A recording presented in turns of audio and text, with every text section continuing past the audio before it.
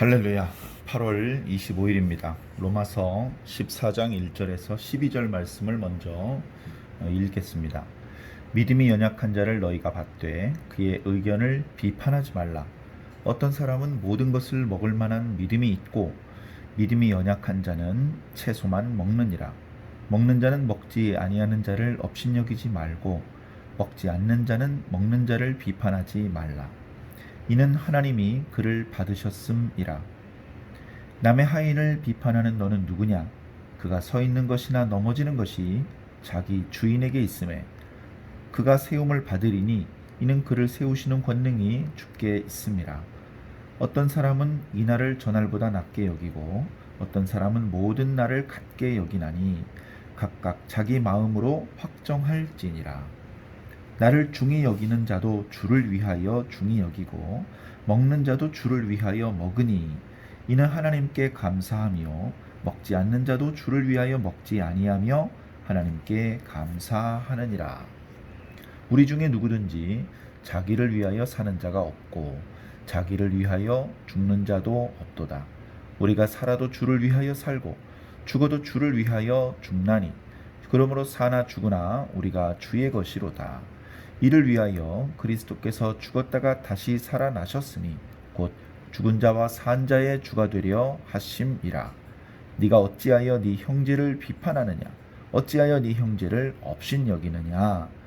우리가 다 하나님의 심판대 앞에 서리라. 기록되었을 때 주께서 이르시되 내가 살았노니 모든 무릎이 내게 꿇을 것이요 모든 혀가 하나님께 자백하리라 하였느니라. 이러므로 우리 각 사람이 자기 일을 하나님께 짓고 하리라. 아멘. 아멘. 예, 감사합니다. 지금까지 로마서 12장과 13장은 우리 예수 믿는 성도들이 신앙 공동체 안에서 또는 밖에서 또 어떻게 하면 그리스도인답게 살 것이냐, 어떻게 하면 사랑을 실천하면서 살 것이냐, 그런 말씀에 대하여서 주로 은혜를 나누었습니다. 14장부터는 좀 더 신앙 공동체 안에서의 문제를 집중적으로 말씀해 주고 계십니다. 마치 12, 13장에서는 원론적인 말씀을 주셨고 약간 멀찍이서 숲을 보는 듯한 그런 말씀이었다면 14, 15장은 좀 더 가까이 돋보기를 들고 신앙 공동체 안을 들여다보면서 숲이 아니고 나무를 자세히 살펴보는 것과 같은 그런 말씀이 이어지고 있습니다. 그래서 오늘 말씀에 보면 믿음이 있는 자들을 대상으로 말씀해 주고 있는 것입니다. 그런데 신앙 공동체 안에는 믿음이 강한 자도 있고 연약한 자도 있습니다. 그것은 사도 바울이 신앙을 하던 초대교회 때만 그랬던 것은 물론 아닐 것입니다. 오늘날도 마찬가지죠. 신앙이 강한 자가 있고 약한 자가 있습니다. 문제는 이렇게 신앙에 강하고 또는 약하고 많은 경험이 있고 또는 경험이 없고 많이 알고 또는 많이 알지 못하고 그런 차이가 발생하면서 이것이 엉뚱하게 교회 안에 갈등으로 작용될 수도 있다는 것입니다. 예나 지금이나 마찬가지죠. 예나 지금이나. 그런데 사도 바울은 이런 갈등은 바람직하지 않다. 이런 갈등은 하나님께서 기뻐하시는 것이 아니다. 교회의 몸된 예수 그리스도의 몸된 교회를 건강하게 세우는 방법이 아니다라고 말씀하고 있습니다. 오늘 말씀 첫 구절을 볼까요? 믿음이 연약한 자를 너희는 이제 조금 강한 자들이죠. 먼저 예수님 믿고 또 좀 더 강한 그런 믿음을 갖고 있는 사람들이죠. 그런 너희들은 믿음이 연약한 자를 용납해 주어라. 그 믿음이 연약한 자들의 의견을 비판하지 말아라. 아유 바보같이 그것도 몰라. 너희들은 하나님께서 우리에게 주신 자유를 이해하지 못해. 그 자유 안에서 누리는 행복을 너희는 온전히 누리지 못하고 있어. 그렇게 말하지 마라. 그 말이 틀린 것은 아닙니다. 그러나 그렇게 말하기 시작을 하면 교회 안에서 너희가 원하지 않는 다툼과 갈등, 분열과 반목이 시작될 것이다. 그것을 너희가 원한 것이냐? 그건 아니지 않느냐. 그것과 마찬가지로 연약한 자들도 강한 자들을 비판하지 말아라. 그러면서 2절에 보면요. 예를 들어서 설명하고 있는 것을 설명하는데요. 먹는 문제가 있었습니다. 먹는 문제를 두고 신앙이 강한 자들과 약한 자들 사이에 업신여김 또는 비판하는 일들이 있었습니다. 오늘 본문 말씀에서 구체적으로 세세하게 말씀하고 있지 않은데요. 예를 들면 이런 것이죠. 믿음이 강한 자들은요, 육식을 합니다. 심지어 우상에게 제물로 바쳐졌던 고기도 거리낌 없이 먹습니다. 영적으로 그것이 아무 문제가 없다는 걸 잘 알고 있죠. 아무 불편이 없이 먹습니다. 어떻게 보면 오늘 우리도요, 육식을 합니다. 그것이 우상에게 바쳐졌었는지 뭐 그런 거 따지지 않고 그냥 맛있게 먹습니다. 이런 맛있는 음식을 주신 하나님께 감사하면서 먹습니다. 그런데 어떤 사람들은 그거 먹으면 안 되는 거 아닙니까? 그거 먹으면 안 된다고 알고 있는데요. 율법에도 그렇게 하면 안 된다고 말씀하고 있고, 우리 신약교회 성도들도 우상 숭배는 하나님께서 기뻐하시는 것이 아닌데, 우상에게 바쳐졌던 제물을 먹는 것은 간접적으로 우상 숭배에 참여하는 것이고, 그건 먹으면 안 될 것 같은데요. 고기를 먹고 싶으면 다른 방법으로 먹어야지, 지금 그렇게 드시는 거는 그건 좀 잘못된 것 같은데요. 이렇게 자신이 알고 있는 범위를 가지고 믿음의 선배들, 믿음이 강한 사람들을 판단하고 정죄하고 그런 식으로 하는 것은 옳지 않다. 옳지 않다. 3절 말씀을 보겠습니다. 먹는 자는 먹지 않는 자를 업신여기지 말아라. 먹지 않는 자는 먹는 자를 비판하고 정죄하지 말아라. 왜냐? 하나님께서 그를 받으셨기 때문이다. 그가 누구죠? 모두를 말합니다. 하나님께서는 먹는 자도 받으셨고요, 먹지 않는 자도 받으셨습니다. 믿음이 강한 자도 하나님께서 받은 사람이고, 믿음이 약한 자도 하나님께서 받은 사람입니다. 하나님께서 용납하시고 하나님께서 당신의 백성으로, 당신의 자녀로 인정하신 자입니다. 그 사람은 지금 네가 비판하고 있고 지금 네가 업신여기고 있는 그 사람은 하나님의 소유야. 하나님이 주인이셔. 그러면서 4절에 남의 하인을 비판하는 너는 누구냐. 자, 예를 들어 설명하고 있는 것이죠. 자, 어떤 사람이 일을 안 하고 막 게으름을 피우고 있습니다. 보니까 그 사람은 자기 주인이 시킨 일에 대해서 게으름을 피우고 있는 것입니다. 그것에 대해서 내가 야 인마 너 왜 이렇게 게으름 피우고 있어?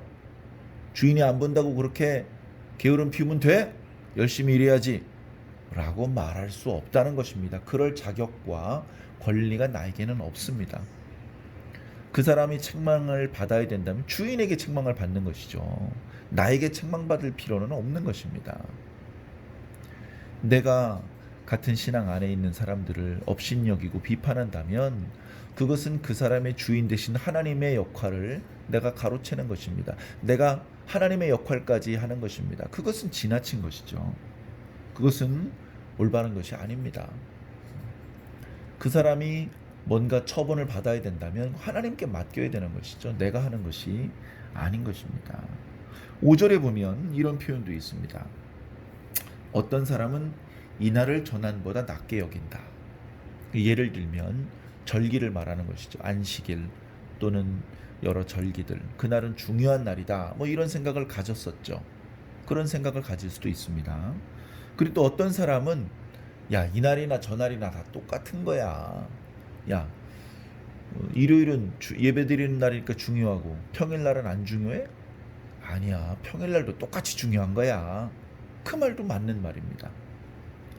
자, 그러면 사도 바울은 이렇게 의견이 갈라지는 것에 대해서 어떤 편일까요? 어느 쪽에 무게중심을 두는 것일까요?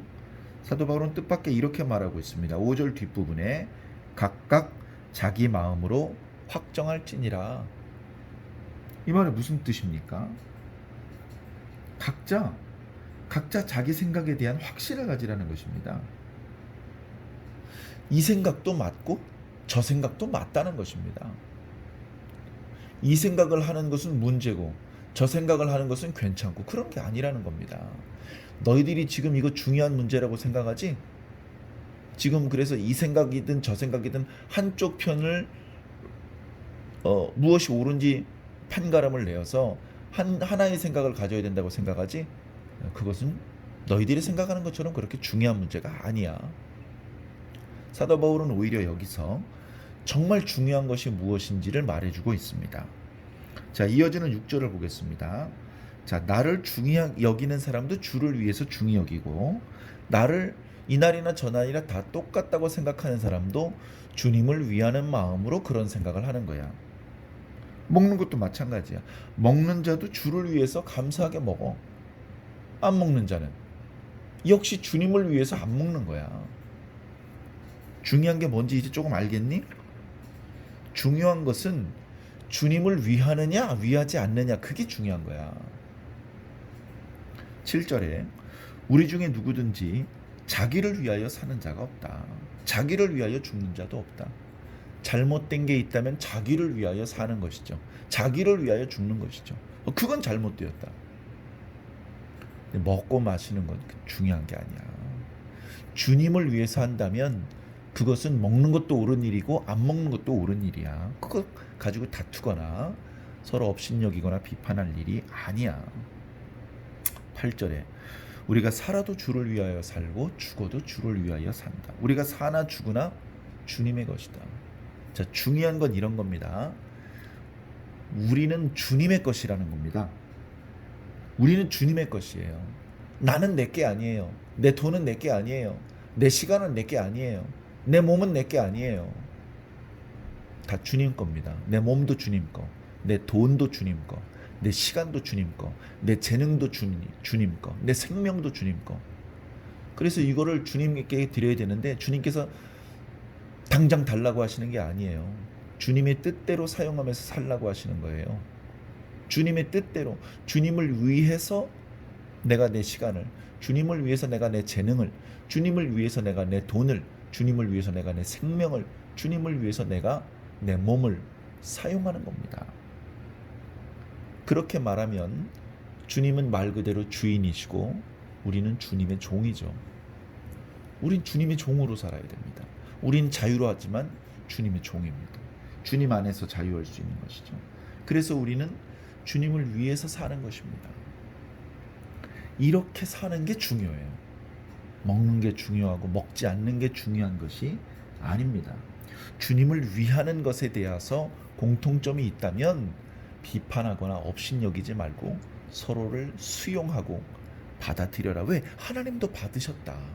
하나님도 그를 수용하셨다. 그랬는데 네가 수용하지 못하고 다투는 것은 바람직하지 않다. 그렇게 말씀하고 있는 것입니다. 자, 이어지는 말씀을 보겠습니다. 10절에 네가 어찌하여 네 형제를 비판하느냐, 어찌하여 네 형제를 업신여기느냐. 우리가 다 심판대 앞에 설 것인데 거기서 우리가 우리 형제를 미워했던 것, 비판했던 것, 업신여겼던 것을 다 실토할 수밖에 없을 것이다. 그때가 되면 얼마나 부끄럽겠느냐. 그때가 되면 우리가 이렇게 사소한 문제 때문에 목숨을 걸었던 것이 얼마나 어리석었음을 알게 될 것이냐. 그렇게 되기 전에 우리는 서로를 비판하고 또는 업신여기는 것을 멈추어라. 그건 중요한 게 아니다. 그거보다 더 중요한 것은 우리가 다 주님의 소유라는 것이다. 우리는 다 주님의 종이라는 것이다. 우리는 자기를 위하여 살지 않고 남을 위하여 살며 특히 주님을 위하여 산다. 살아도 주님을 위하여 살고 죽어도 주님을 위하여 산다. 이것이 예수 그리스도를 믿음으로 의롭게 된 성령 받은 그리스도인들이 올바른 삶의 모습이다. 오늘 우리는 어떻습니까? 오늘 우리 시대에 교회 공동체 안에는 어떤 강한 자가 있고 어떤 약한 자가 있습니까? 과거에는 먹는 문제로 또는 어느 날을 더 중요하게 생각하느냐 그렇지 않느냐 그런 문제로 의견이 갈렸던 모양입니다. 그렇다면 오늘날 우리는 어떤 문제로 의견을 달리하고 있고 어떤 문제로 교회 공동체 안에서 신앙 공동체 안에서 서로 다투고 미워하고 논쟁하고 그렇게 업신여기고 비판하고 있습니까? 우리가 좀 더 본질적이지 않은 문제 때문에 그렇게 비판하는 것이라면, 예를 들어서 우리 흔히 농담으로 그런 얘기하죠. 이번에 교회 행사에 떡을 할 건데 백설기로 할 거냐 팥시루로 할 거냐, 그것 때문에 교회가 둘로 쪼개진다. 얼마나 어리석고 우스운 모습이냐. 중요하지 않은 문제, 본질적이지 않은 문제로 다투지 말자, 그런 것이죠. 우리 주변에 본질적이지 않은 문제로 다투는 일이 없는지 살펴보아서 그런 부분에 대해서는 서로 용납하고 서로 너그럽게 수용해 주는 것이 아름다울 것입니다. 그러나 본질적인 문제에 대해서 양보하고 본질적인 문제에 대해서 훼손을 당하면 안 되겠죠. 안 되겠죠. 우리가 주일 예배를 드릴 때 교회에 와서 함께 찬송하고 기도하면 더 좋겠지만, 상황에 따라서 비대면 온라인으로 예배를 드릴 수도 있겠죠. 여러분들이 마음의 정성을 모은다면 비대면 온라인 예배를 통해서도 얼마든지 하나님께 예배할 수 있고 영적인 양식을 공급받을 수 있을 것입니다. 그런 부분에 대해서는 수용할 수 있죠, 한시적으로.